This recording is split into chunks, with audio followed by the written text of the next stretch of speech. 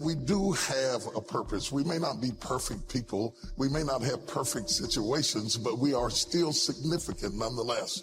And we have been blessed with a rich body of emotions. We have emotions. We're not like roses or plants or bushes that have life without feeling.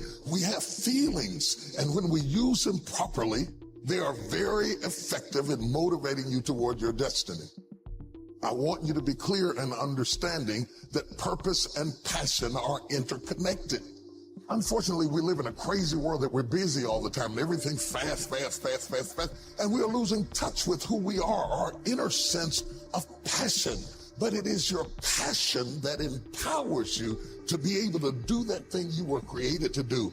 We have passion through which we thrust into the throes of life to accomplish the things that we were created to do so that we can function at a higher dimension with authority and with conviction. You need passion to withstand all the obstacles that go along with your purpose.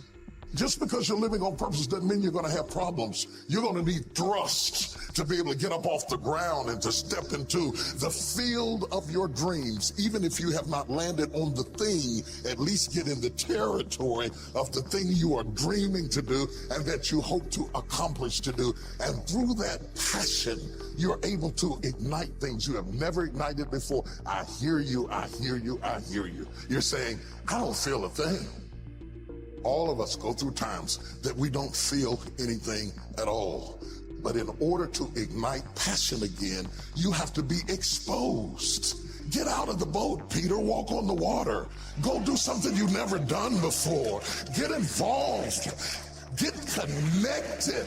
Because when you are exposed, you see that there are more options than your contemporary situation at any age. That's the good news about it. You don't have to be cute. You don't have to be pretty. You don't have to be a size 3. You don't have to be a blonde or brunette. You don't have to be 20 or 50. At any age, you can still ignite your purpose through finding your passion. That's good news.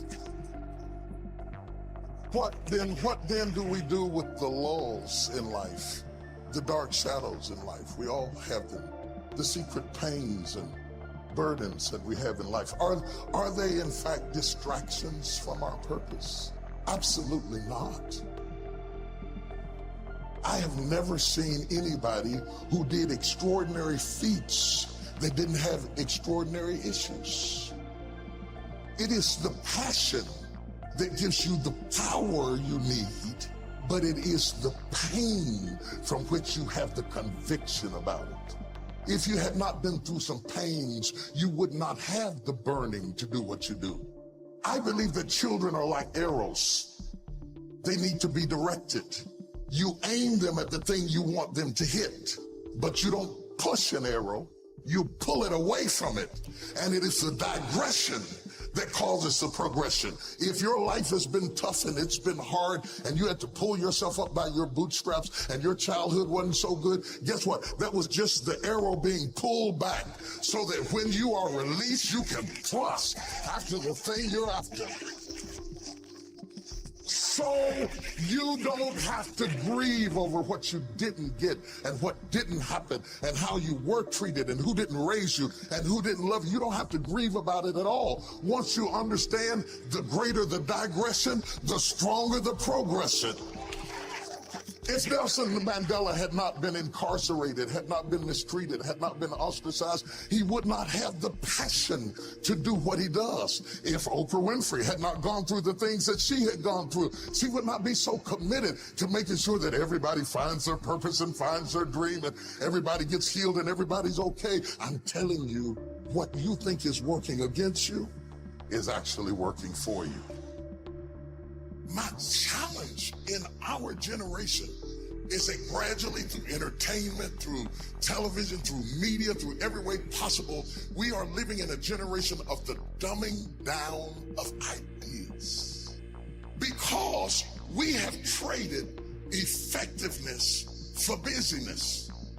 Statistics say we are busier than any other generation we have seen in the last 300 to 400 years. We are so busy. We are busier than a one-arm wallpaper hanger. We're just busy. We are just as busy as we can be, and we think because we're busy, we're effective. But I want you to challenge your schedule for a minute and ask yourself, are you really being effective? Or is your life cluttered with all kinds of stuff that demands you and drains you and taxes you and stops you from being your highest and best self? And are you substituting busyness and all the chaos that goes along with busyness from being effective?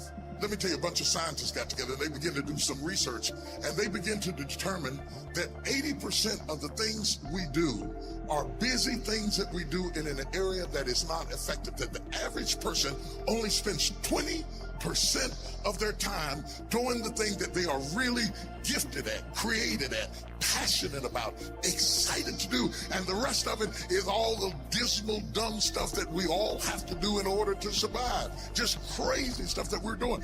Wonder what would happen if we would go from doing 80% of things that are busy but not effective and 20% of the things that are really effective if we would switch those numbers around and only give 20% of our time to the things that we have to do and 80% of our time to the thing that we were created to do.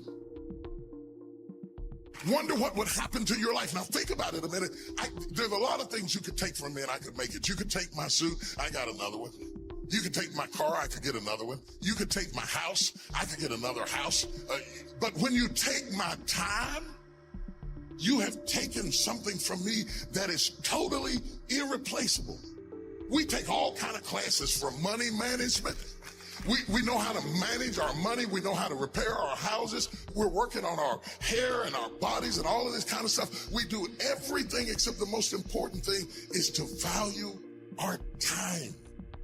It takes time to be creative. You were meant to be creative. You were created in the likeness and the image of a creator, and in that likeness and in that image, you have creativity. If you had time, you would be creative.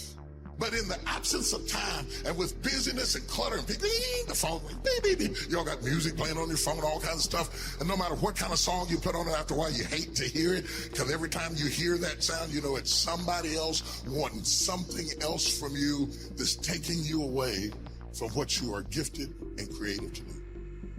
This is a life class.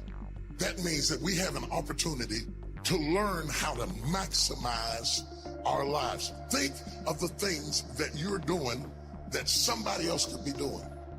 And think of yourself as a precious commodity that you are going to reserve your energy for your highest and best use. The first thing we teach people that understand their significance, if you are doing anything that somebody else in your life could do, you are not reserving yourself for your highest and best use. We are not using our life, our time, our energy for our highest and best use. And something in the back of this brain back here is going, ding, ding, ding, ding, ding, ding, ding, ding, ding. You're missing it. You're missing your life, your purpose, your passion, your excitement, your enthusiasm. And through these classes, what we want to do is shake you and rattle you and stir you up to understand that every moment is a gift, every second is a gift, every thought is a gift, every idea is a gift, every opportunity is a gift, everybody you meet is a gift. You are gifted with opportunities, and I want to show you how to begin to maximize what you've got.